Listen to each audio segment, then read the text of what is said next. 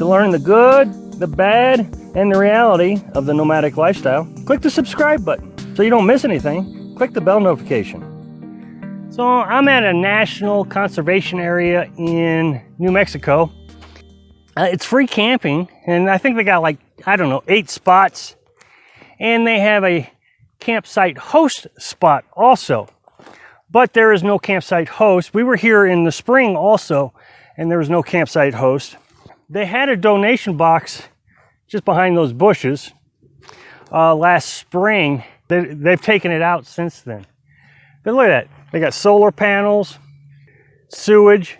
There's an actual dump station over there. The only thing I don't see is water for the campsite host. I just find it interesting. There's a campsite host spot here, and they've got so much invested in those solar panels, man. But of course, you know, you can't have anything nice because somebody's going to try to tear it up. You know, they've locked this box up, but let's see if we can bust into it and try to get some free energy out of it. There's the dump station. So that kind of brings me to today's video. I want to answer some questions and comments. Also want to tell you about a subscriber I met. I just met a subscriber the other day at the Navajo National Monument. And now he understood apparently that I am not a big people person because I was doing my dishes. They have a sink there, outside sink. He passed by. You know, quick conversation, but it immediately led into the degradation of our national forests, national parks, and Bureau of Land Management. He says, you know, I've seen such a huge difference in the last 3 years. Things are really going downhill. I wish I had his name. And so to that subscriber, it was very good to meet you. And he said he was talking to another camper over there, and they kind of agreed with him that that's, you know, things are just really turning downhill. And, you know, almost instantly when he said it, I was like, you know, that's true. I've been out here almost 3 years, and I've seen a huge decline. Now, for some reason, I kept thinking, you know, this must be an East Coast, West Coast thing. But then I got thinking about it, and there may be more nomads, but I know Florida is really having a problem. And I guess I don't see the problem because I know that Florida's national forest are really trying to control the problem. Change the rules significantly. They're changing all the free campgrounds into paid campgrounds. And then you go over to Mississippi and you see the same thing. The national forest in Mississippi won't even let you stay in the national forest if there's bad weather coming. They kick you out. And of course, they're trying to propose charging folks for campground. Maybe the reason I'm not seeing such a huge issue in the East is because it's already being squashed. And so since there's so many people coming out here now, maybe people being victimized out here in the safety of things is becoming a real issue. More people, more crime. And then we got the trash. I just talked about the trash in a video about 2 weeks ago. You know, I said Carolyn got in a fight with another nomad. I'll put a link to that video right here. It astonishes me the feedback I get. In the video, I talked about how people were bringing their trash over to the BLM and dumping their trash in the dumpsters.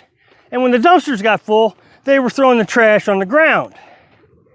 And one of the commenters said, well, that's not their fault. There was a government shutdown, and so nobody was out there to pick up the trash, and there was no rangers out there to monitor the trash activity. This is the problem right here. That kind of attitude, where it's somebody else's problem. This commenter believes that the reason there is trash and everything's getting tore up is because people need to be babysitted. People need supervision on how to pick up their trash. And when there's no supervision, then it's not their fault. It's the ranger's fault, and it's the government's fault. Then another question I get all the time, and anybody that's been with me any time for any length of time knows that I've had a significant problem with this until recently. Because until recently, I used to care, but now I've realized it doesn't matter what I say or do.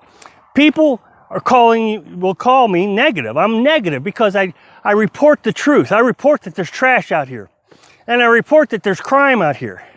And people don't want to hear that. They want to hear all the good stuff. And so just today, I got a very sincere question. And they said, I mean this with the most respect and sincerity. Why is all your videos about the downside of the nomadic lifestyle?